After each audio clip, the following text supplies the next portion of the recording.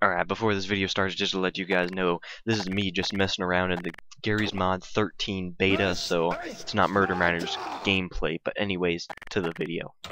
Hello everybody, Toastbomb here. Today we're going to be looking at the patch notes for the Murder Miners update.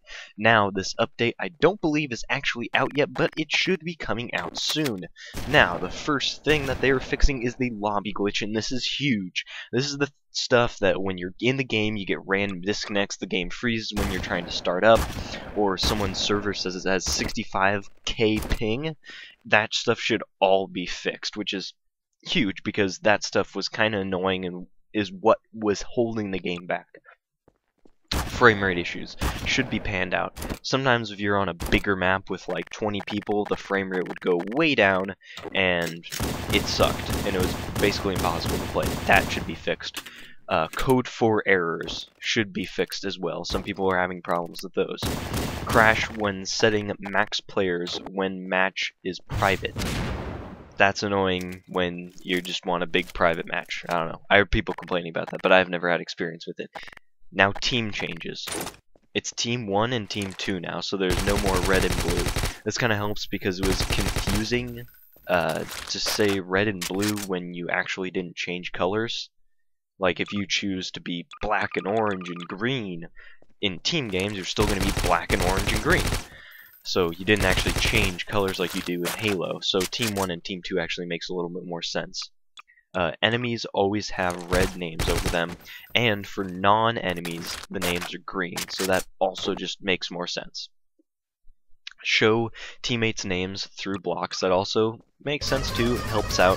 Helps you kind of be able to figure out where your teammates are, so that you don't think they're an enemy or something like that.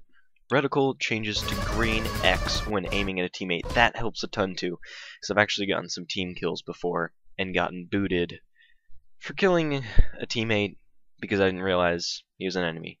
Red -1 when killing a teammate. That is also huge too.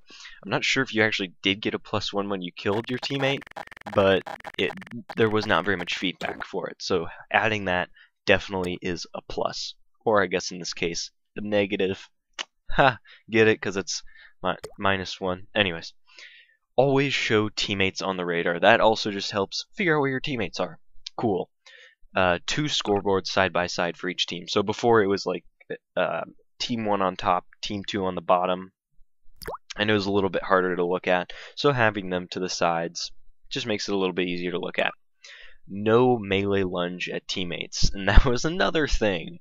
That was like, you can lunge at your teammates, so it's like it's almost impossible to like tell who's your teammates or not unless you're really paying attention to the colors of the names. So another thing that just totally improves the game and helps people just play it without really having to think about it. They just already know that people are their teammates or aren't their teammates, and that's really helpful. They've also changed it so that it shows the map in the session list, and the machine gun damage is actually slightly increased to 9 bullets instead of 10 bullets for a kill. That's pretty good, because I mean, I guess it was a little underpowered and people just kind of used the pistol.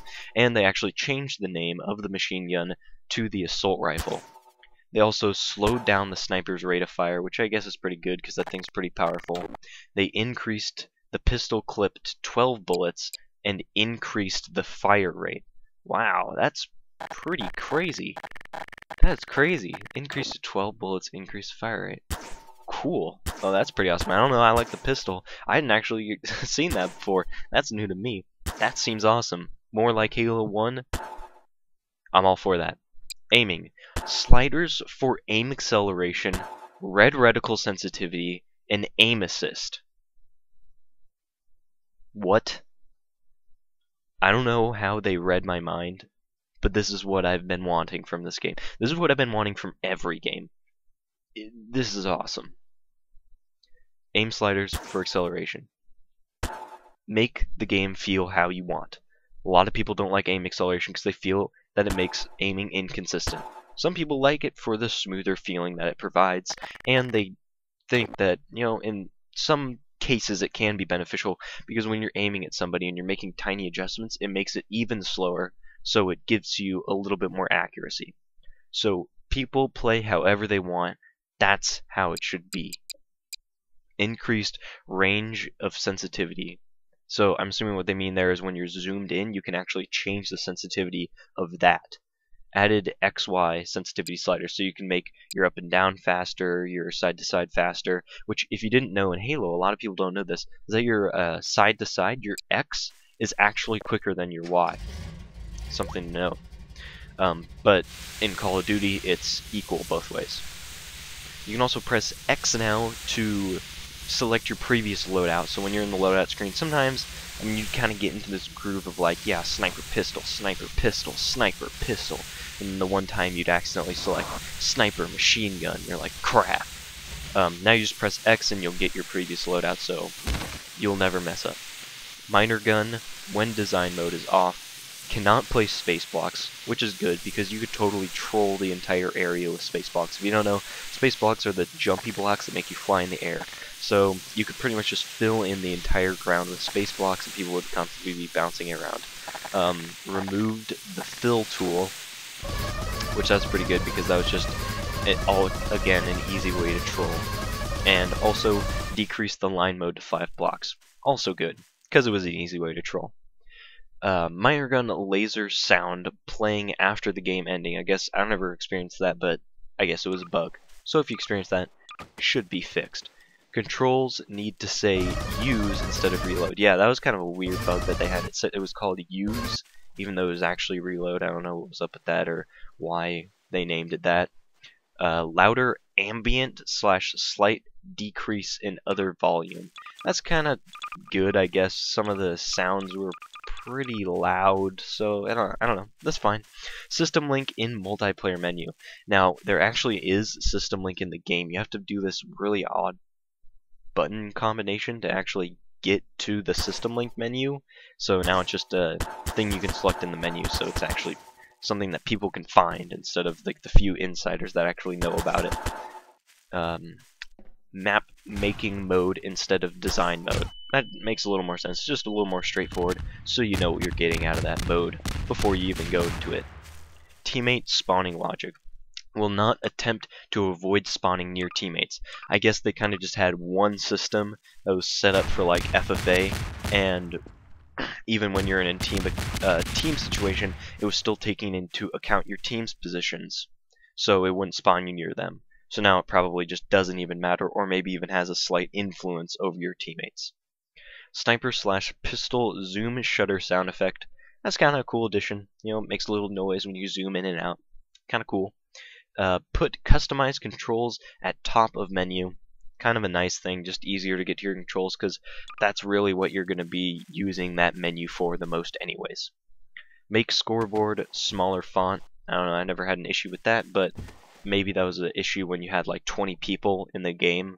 You couldn't like see all of them, I'm not really sure. Still says hold X with custom loadouts, so I guess if you changed it so that you pick up weapons with different buttons than the default X, it would still say X. When searching for games, it only returns 7 results right now, but now it should return 25 results. This is actually a bug. They meant it to show 25, but for some reason it was only showing 7. They increased the zombie score limit, and then lastly they made auto reload for all weapons. So those are some amazing changes, especially the aim assist, because, I mean, it was hindering me. Maybe it was where they liked it, but just opening it up so you can just change it however. Perfect.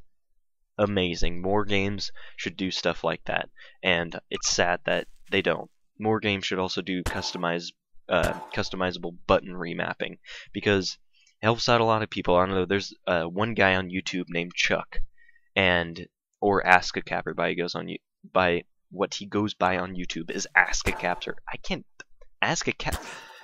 absolutely not talk right now. Ask a Capper. And he is a can't stand up comedian is what he calls himself, because he's quadriplegic. He can barely use like both of his arms, and he plays Call of Duty, and he uses his face literally to play. Like, he can barely kind of grip the controller in his hands, and he presses his chin and uses kind of like his cheeks and stuff to press the buttons. And he's actually pretty damn good. And some games he just can't play because there's no customizable button remapping, because the controls just aren't quite set up how he would need them to be for him to really be able to play it well.